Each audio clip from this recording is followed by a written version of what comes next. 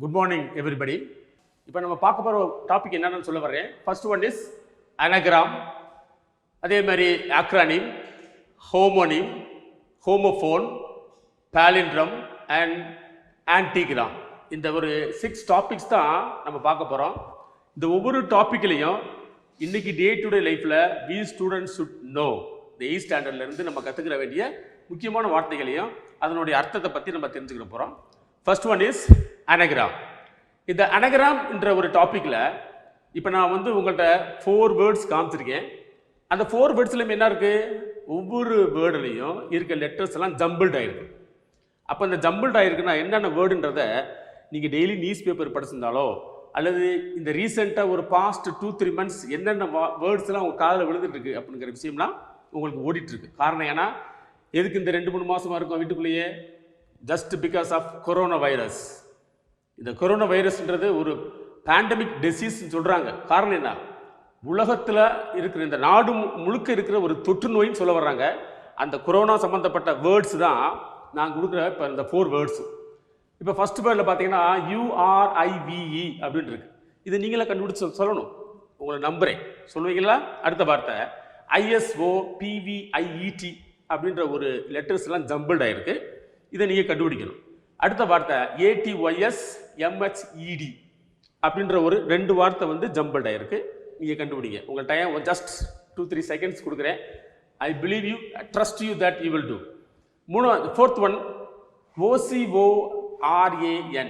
இந்த 4 வேர்ட்ஸுக்கும் நீங்கள் என்ன செய்யணும்னா என்ன வார்த்தைன்னு கண்டுபிடிச்சிங்கன்னா கன்ஃபார்மாக உங்களுக்கு விட தெரியும். என்னன்னு சொல்கிறேன் பாருங்க. First one URISV. Very good, கண்டுபிடிச்சிங்களே, சூப்பர். வைரஸ். அந்த லெட்டர்ஸை நீங்கள் ஜம்பிள்டாக இருக்கிறத திருப்பி போட்டீங்கன்னா வைரஸ்ன்ற ஒரு வேர்டு வருது. Very happy. நிறைய பேர் கண்டுபிடிச்சி நினைக்கிறேன். கங்க்ராச்சுலேஷன். Next one ISOPVIET. யாருக்காவது கொஞ்சம் ஐடியா வருதா? வெரி குட், வந்துருச்சு. Good good, super. பாசிட்டிவ். என்ன செய்வோம்? போய் பார்த்த உடனே ஓ ஃபீவரிஸாக இருக்கா அப்படின்னு சொல்லிட்டு டெஸ்ட் பண்ண உடனே உனக்கு பாசிட்டிவ் நெகட்டிவ். அப்போ ரீசெண்டாக நம்ம கேள்விப்படுற வார்த்தை ஃபுல்லாக என்னது? Positive, negative, virus. இதுதான் அந்த காலத்தில் போயிட்டு இருக்கு ரீசெண்டாக. இன்னொன்று ATYSMHEO. கொஞ்சம் யோசிச்சு பாருங்களேன். வெரி குட், சூப்பர், கண்டுபிடிச்சிட்டேன். Stay home. என்ன சொல்றாங்க? Stay home. ஸ்டே ஹோம் என்ன அர்த்தம்? வீட்லேயே இரு, வீட்லேயே இரு, வெளியே எங்கே சுத்தாத. Because virus is the pandemic disease throughout the world. So அதனால stay at home and be safe அப்படின்னு சொல்லுவாங்க. Next one is ATOCORAN. எவருக்கா? இதில் என்ன சொல்ல வராங்கன்னா கொரோனா, த டேஞ்சரஸ் டிசீஸ். இப்படி ஒவ்வொரு வேர்டையும் ஜம்பிள் ஆனதை மிக்ஸ் பண்ணி போடுற இந்த வேர்டு தான் ஜம்பிள்டு லெட்டர்ஸ். அதை நீங்கள் நல்லபடியாக பார்த்தீங்க. Really very happy to see you. இப்போ நான் கொடுத்த ஒரு 6 டாப்பிக்கில் ஃபர்ஸ்ட் டாபிக் தான் நீங்கள் பார்க்குறது anagram. What is the meaning of anagram? Just look at the board. போர்டை பார்த்தா நல்லா கவனிங்க. An anagram is a word or phrase formed by rearranging the letters of another word or phrase in a different order. ஒரு letters நிறைய இருக்குது. ஒரே ஒரு word சொல்றேன், பார்த்தீங்கன்னா தெரியுது. worth, WORTH. இந்த WORTH என்ற ஒரு வேர்டில் இருக்க லெட்டர்ஸவே கொஞ்சம் திருப்பி போட்டு பாருங்களேன். லெட்டர் எண்ணிக்கை எதுவும் மாறக்கூடாது. For example throw, THROW, throw. Worth அப்படின்ற ஒரு வேர்டுல இருந்து த்ரோ அப்படின்ற ஒரு வேர்டு கண்டுபிடிக்கணும் பார்த்தியா? That is called anagram. சுருக்கமாக சொல்ல போனால் WON, ஒன் த மேட்ச் சொல்கிறோம்ல. அப்போ WON அந்த 3 லெட்டர்ஸை வச்சு நீங்கள் புதுசாக என்ன பண்ணலாம்? NOW, நவ் வந்துச்சா? So like this. ஓகே, நீங்கள் பார்த்தீங்கன்னா தெரியும். earth, heart, slip, lips, raise, care, listen, silent. இது மாதிரி ஒவ்வொரு முறையும் நீங்கள் டிக்ஷனரி பார்க்குறப்ப அல்லது டீச்சர்ஸை பேசுகிறப்ப நீங்கள் லெட்டர்ஸ்லாம் ரெஃபர் பண்ணுறப்ப you should go through all the words and refer what is the meaning of anagram. Because when you go for any other ஒரு முக்கியமான இன்டர்வியூக்கு போகிறப்ப கன்ஃபார்மாக இது மாதிரி ஒரு வேர்ட்ஸ்லாம் கொடுப்பாங்க. கன்ஃபார்மாக you should be very careful about all these words anagram. Next one, just you see here, the very important matter is அந்த அனகிராம்ங்கிற வேர்டில் ஒவ்வொரு வேர்டும் உருவாக்க தெரிஞ்ச உனக்கு நீயா சொந்தமாக கிரியேட் பண்ண தெரியணும். இப்போ பார்ப்போம். Next one is acronym. Acronym சொல்கிறப்ப எனக்கு என்ன ஞாபகம் இருக்குன்னா, இப்போ தான் நான் சொன்னேன் WHO ஒன்று சொல்லியிருக்கு. என்ன சொல்லியிருக்குன்னா, who declared corona as a pandemic disease அப்படின்னு ஒரு கேள்வி வந்துச்சு. நான் பார்த்தேன் வாட்ஸ்அப்பில், அருமையான ஒரு கேள்வி. இதுக்கு வர்ற பதிலும் நான் பின்னாடி காமிக்கிறேன் பாருங்க, சூப்பராக இருக்கும். who declared corona as a pandemic disease in the country? அதுக்கு பதில பார்த்தீங்கன்னா பின்னாடி வரும். இப்போ பாருங்க. இப்போ ஆக்ரானிமோட மீனிங்கை தெரிஞ்சுக்கிட்டு let us go to the some examples. First one is, an acronym is a pronounceable word formed from the first letter of each word in a phrase or title. Example பார்ப்போமா? இஸ்ரோ கேள்விப்பட்டிருக்கீங்களா? இஸ்ரோன்னா ஒரு research centre, space research organisation சொல்லுவோம்ல, அது மாதிரி. அந்த இடத்துல பார்த்தீங்கன்னா இஸ்ரோன்னு கேள்விப்படுறப்ப ISRO அப்படின்னு சொல்கிறோம். ISRO என்ன? I for Indian, S for space, R for research and O for organization. இப்போ பார்த்தீங்கன்னா இஸ்ரோன்ற ஒரு காமனான வேர்டு, ஆனால் இஸ்ரோன்றது உண்மையிலேயே ஒரு இங்கிலீஷ் வேர்டு கிடையாது. ஒரு 4 வேர்ட்ஸில் இருக்கிற ஃபஸ்ட்டு லெட்டரை எடுத்து அதை ஒரு வேர்டு மாதிரி ஃபார்ம் பண்ணி அதை வாசிக்கிறது தான். That is called acronym. இப்போ புரிஞ்சுக்கிச்சா என்ன அர்த்தம்? அந்த அக்ரானிமுக்கு ஒரு சின்ன எக்ஸாம்பிள் நான் சொல்ல போகிறேன், கவனிக்க வைப்போம். What is the meaning of pandemic பார்ப்போமா? பேண்டமிக்னு என்ன அர்த்தம்? ஏன்னா இப்போ எல்லா நியூஸ் பேப்பர்லையும் அதான் நம்ம பார்த்துட்டு இருக்கோம். பேண்டமிக் அப்படின்னா a disease that spreads over the whole country. ஒரு நோய் அல்லது பெரும் தொற்று நோய் உலகம் ஃபுல்லாக, நாடு ஃபுல்லாக மொத்தமாக பரவுதில்ல, அதுதான் பேண்டமிக் சொல்லுவாங்க. அப்போ கொரோனா வைரஸ் இஸ் பேண்டமிக். இதை யார் அனௌன்ஸ் பண்ணா?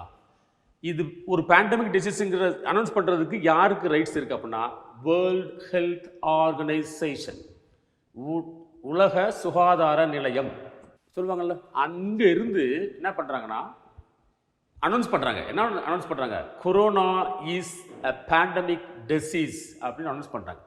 இதிலிருந்து நம்ம ஒன்று சொல்ல வர என்னன்னா, தட் இஸ் கால்ட் அக்ரானிம். எப்படின்னா அதில் பார்த்தீங்கன்னா who declared corona as a pandemic disease. இதில் ஒரு கொஸ்டின் பார்த்தீங்கன்னா, நீங்கள் இந்த போர்டை பார்த்தா தெரியும். who declared corona as a pandemic disease. யாரு கொரோனாவை ஒரு பெரும் தொற்று நோய் என்று அறிவித்தது? இதுதான் கேள்வி. who declared corona as a pandemic disease. இதுக்கு ஆன்சரை பார்த்தீங்கன்னா இதில் ஒரு அழகான ஒரு விஷயம் அடங்கியிருப்பாருங்க. இதுக்கு ஆன்சரும் கொஸ்டினும் ஒரே மாதிரி இருக்கும். That is called beauty here. அதுக்கு answer who declared corona as a pandemic. who declared corona as a pandemic? question, answer who declared corona as a pandemic. எப்படி அருமையான ஒரு விஷயம் தெரியல. இதில் பாருங்க, ரெண்டுக்குமே ஒரே கொஸ்டினும் ரைட்டு, ஆன்சர் ஒரே மாதிரி தான் இருக்கு. ஸோ இதில் இன்னொரு விஷயம் என்னன்னா, அந்த WHO எதை குறிக்குது அப்படின்னா வேர்ல்டு ஹெல்த் ஆர்கனைசேஷன். அதில் வேர்ல்டுக்கு ஒரு வேர்டு, ஹெல்த்துக்கு ஒரு வேர்டு, ஆர்கனைசேஷனுக்கு ஒரு வேர்டு. அப்போ வேர்ல்டில் இருக்குல்ல ஹெச், ஹெல்த்தில் உள்ள வேர்ல்டில் உள்ள W, ஹெல்த்தில் உள்ள ஹெச், ஆர்கனைசேஷனில் உள்ள O, இந்த மூணையும் சேர்த்தா WHO அப்படின்ற ஒரு வேர்டு உருவாக்குற மாத்தியா, அதுதான் இங்கிலீஷில் அதுக்கு பேர் ஆக்ரானிம். ஆக்ரானிம்னா இப்போ சொன்ன மாத்தியா ஒவ்வொரு வேர்டில் இருந்து உருவாக்கி ஒரு நியூ வேர்டை உருவாக்குதான். So let us see some examples for this. அதுக்கு எக்ஸாம்பிள் பார்த்தீங்கன்னா கீழே பாருங்க, ஆக்ரானிமில் WHO வேர்ல்டு ஹெல்த் ஆர்கனைசேஷன் சொல்லலாம். அதே மாதிரி நாசா கேள்விப்பட்டீங்கல்ல, நாசா மீன்ஸ் வாட்? இந்திய விண்வெளி தேசிய விண்வெளி ஆராய்ச்சி பேசுவோம்ல, ஆராய்ச்சி மையம். அங்கே என்ன சொல்கிறாங்கன்னா NASA, அதுக்கு நாசான்னு சொல்கிறோம். உண்மையிலேயே இந்த N for what, A for what, S for what, A for what அப்படின்றத பார்க்க போகிறோம். N for national, A for aeronautic, S for space and A for administration. இதுதான். அப்போ மொத்தமாக சொல்ல போனால் நேஷனல் ஏரோநாட்டிக் ஸ்பேஸ் அட்மினிஸ்ட்ரேஷன். இந்த மொத்த 4 வேர்ட்ஸையும் சுருக்கி தான் NASA நாசா அப்படின்னு சொல்கிறோம். இப்படி சுருக்கி சொல்கிற இந்த மெத்தடுக்கு பேர் தான் ஆக்ரானிம். அப்போ நீங்களும் இதே மாதிரி ஒவ்வொரு ஏரியாவிலையும் ஆக்ரானிம் பெரிய சில எக்ஸாம்பிள்ஸ் எல்லாம் பார்த்து கண்டுபிடிக்கிறது உங்களுடைய கடமை. Do your best. Really, you will get more words from dictionary books everywhere. Now, let us jump into homonym. I think you are very, very particular about homonym. There is a little confusion between homonym and homophone. You don't worry. Now, this is the time we should have a clear idea about homonym and homophone. Are you ready? Yeah, come with me. I will give you a clear explanation about homonym and homophone. Let us see homonym. What do you mean by homonym, my dear students? Yeah, homonyms are 2 words that are spelt the same and pronounced the same but have different meanings. புரியுதுங்களா? அதாவது homonyms are 2 words. 2 words இருக்கும். அந்த 2 வேர்ட்ஸ்லையுமே ஒரே spelling இருக்கும். Example சொல்லணுமா? For example address. என்ன சொல்லுவாங்க அட்ரஸ்னா?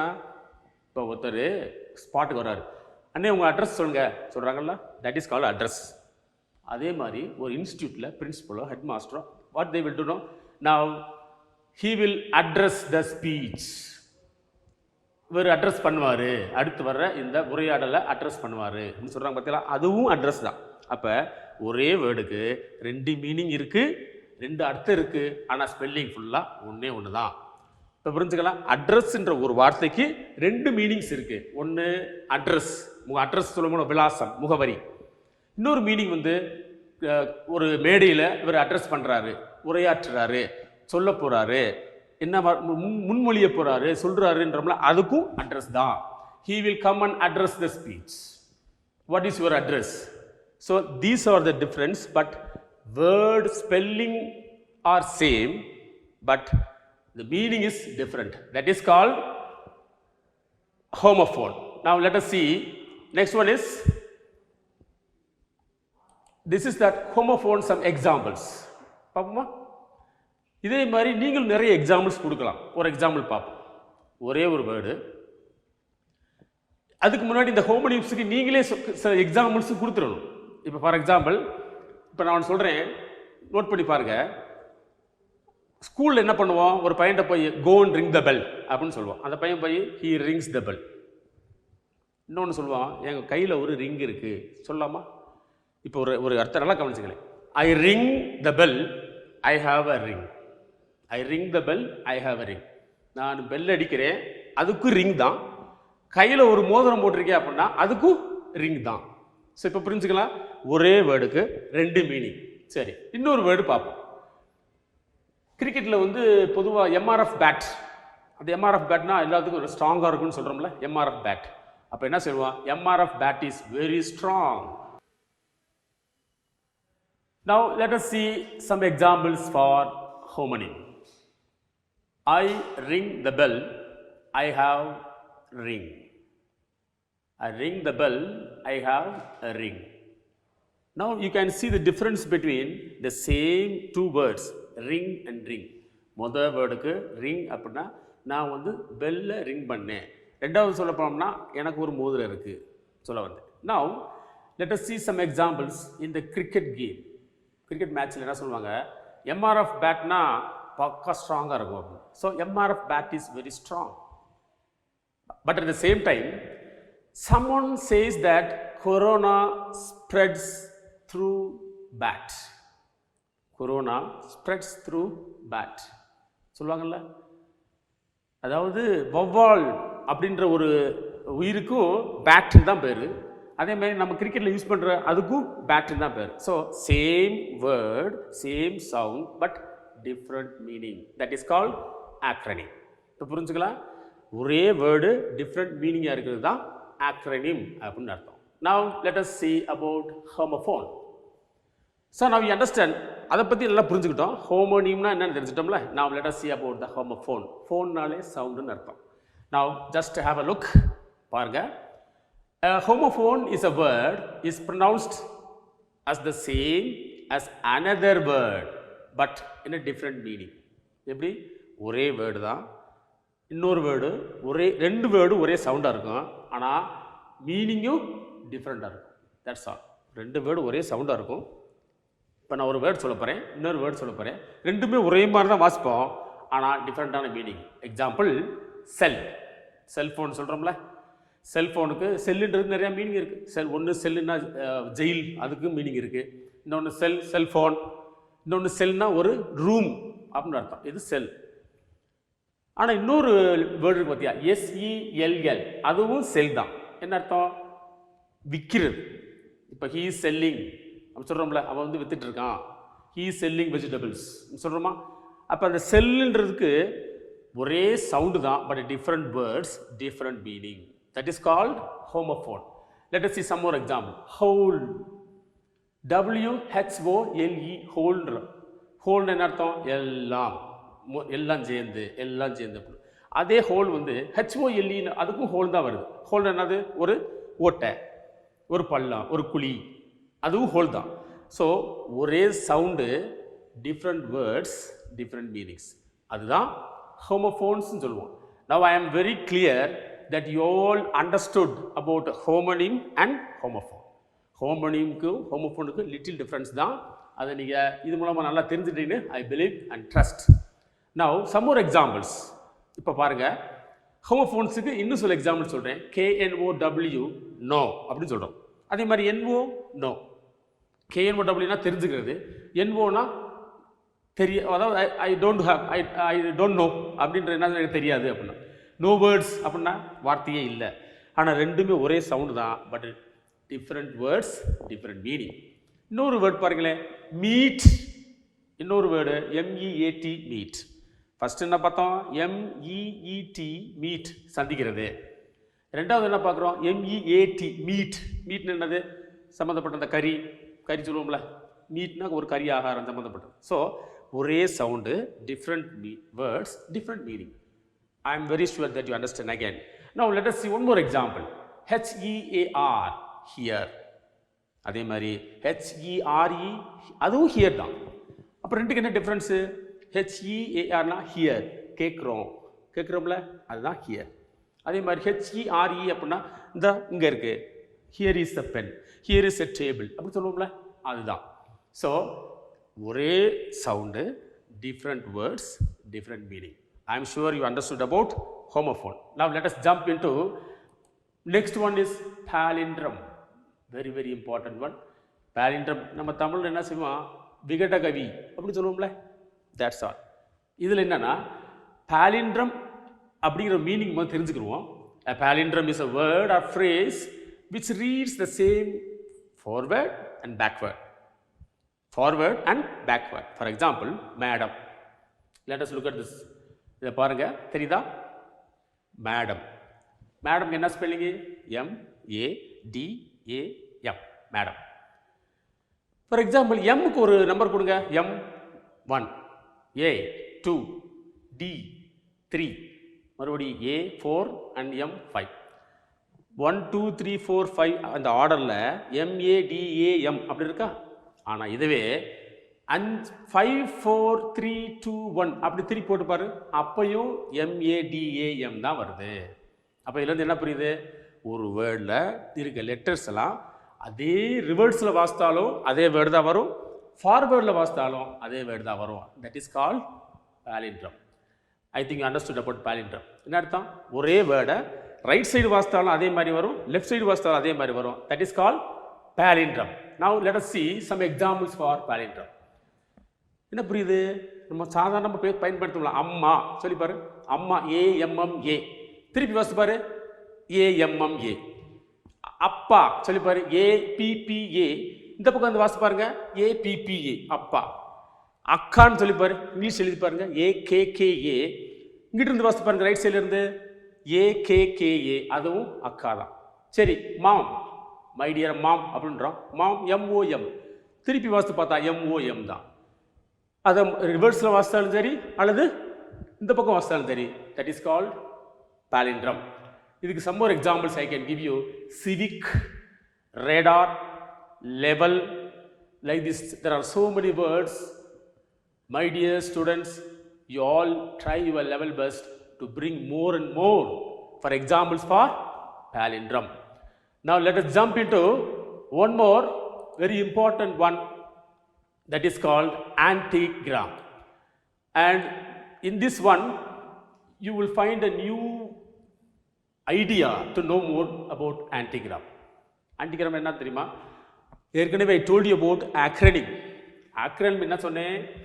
ஒரு வேர்டு, ஒரு 5-6 வேர்டு இருக்கு, அந்த வேர்டுக்குள்ள இருக்க ஒரு வேர்டுக்குள்ள இருக்க லெட்டர்வே என்ன பண்ணுவோம்? ட்விஸ்ட் பண்ணி இன்னொரு வேர்டு உருவாக்குவோம். That is called anagram. அந்த anagramன்றது உருவாக்குனதை என்ன பண்ணோம்னா, அதுவே ஆப்போசிட்டாக கொஞ்சம் பேசணும். That is called antigram. அப்படியே இருக்கிற வேர்டோட மீனிங்க்கு ஆப்போசிட்டாக வரணும். இருக்கிற என்ன வேர்டு மீனிங் இருக்கோ அதுக்கு ஆப்போசிட்டாக வரணும். For example, I will give the explanation about antigram. An anagram becomes an antigram when it is opposite in meaning. அர்த்தத்தில் ஆப்போசிட்டாக எதிர் சொல்ல மாறுற மாதிரி இருக்கும். That is called antigram to the original word or phrase. Original வேர்டிலிருந்து letters எல்லாம் rearrange பண்ணி we create one more word, but it is opposite to the particular word. That is called antigram. For example, united. பாருங்க, united. How many letters are there? 1, 2, 3, 4, 5, 6. There are 6 letters in this word. இந்த 6 லெட்டர்ஸையுமே rearrange பண்ணா untied அப்படின்ற ஒரு word உருவாக்கலாம். UNTIED. இப்போ இது ரெண்டுக்கும் என்ன மீனிங்னா, யுனைடெட் அப்படின்னா ஒற்றுமையாயிரு, சேர்ந்துரு, பி கோஆப்ரேட்டிவ், ஒற்றுமையாயிருன்னு அர்த்தம். ஆனால் அந்த ஒற்றுமையாக இருக்கிற ஒரு வேர்டுக்குள்ளே லெட்டர்ஸ் எல்லாம் ரீஅரேஞ்ச் பண்ணுறோம். என்ன பண்ணுறோம்? அன்டைட் அப்படின்னா கலட்டி விடுன்னு அர்த்தம். C, the meaning is totally different from the original word. Original word is united, but the new created word is untied. Meaning அப்படியே ஆப்போசிட்டாக மாறுதா? That is called antigram. One more example you can see. Santa. Santa Claus கேள்விப்பட்டிருக்கும்ல? சாண்டானா என்ன சொல்லுவோம்? அதாவது மேலே பறக்கிற குழந்தை அழுதுச்சுன்னா அங்கேருந்து வானத்திலேருந்து வந்து கொடுப்பாரு, சாண்டா கிளாஸ் வருவார். அவர் வந்தாலே ஒரு சந்தோஷம். சந்தோஷம்னாலே சாண்டா அப்படின்ற ஒரு வேர்டு நம்ம படிச்சிருக்கோம். பட் அந்த சாண்டான்ற ஒரு 5 லெட்டர்ஸ் வேர்டை மறுபடியும் ரீஅரேஞ்ச் பண்ணி சேட்டன் அப்படின்ற ஒரு வேர்டு உருவாக்கும். சாண்டா அப்படின்னா சந்தோஷம், குழந்தைகளை சந்தோஷப்படுத்துறதுக்குன்னே உருவான ஒரு வேர்டு. அதிலிருந்து லெட்டர்ஸை மாற்றி என்ன பண்ணுறோம்னா we change into Satan. Satan என்னது? பேய். சந்தோஷம் எங்கே இருக்குது, பேய் எங்கே இருக்குது? So that is called opposite to the particular original word. இப்போ புரிஞ்சுக்கலாம், இதுதான் antigram. One more word you can see, violence. Violence என்ன அர்த்தம்? வயலன்ஸ் போராட்ட போகணும், இந்த நேரம் வயலண்ட்டாக போகணும் அப்படின்னு ஒரு எதிர்ப்பு தெரிவிக்கணும் அப்படி சொல்கிறோம்ல, வயலண்ட். இப்போ நம்ம என்ன பார்க்குறோம்னா, வயலண்ட்னாலே எதிர்ப்பு. ஆனால் வயலன்ஸ் அப்படின்ற ஒரு வேர்டுலேருந்து one more word nice love அப்படின்ற ஒரு வேர்டு உருவாக்குறோம். எதிர்ப்பு எங்கே இருக்குது, போராட்டம் எங்கே இருக்குது, இதெல்லாம் விடுபட்டு அதுலேருந்து நைஸ் லவ், உண்மையிலேயே அன்பான ஒரு பாசம் கொண்ட ஒரு அன்பு கலந்துருக்கு அப்படின்னா. அப்போ அங்கே பார்த்தா வெறுப்பு, இங்கே பார்த்தா அன்பு. ஆனால் ரெண்டுலேயுமே ஒரே லெட்டர்ஸில் உள்ள ஒரே வேர்டில் உள்ள லெட்டர்ஸ் தான் இருக்குது. Okay, I think understand about anagram and antigram. The same word is giving opposite meaning but same numbers of letters arranged in a different order gives meaning. That is called antigram. I take leave from you. Thank you.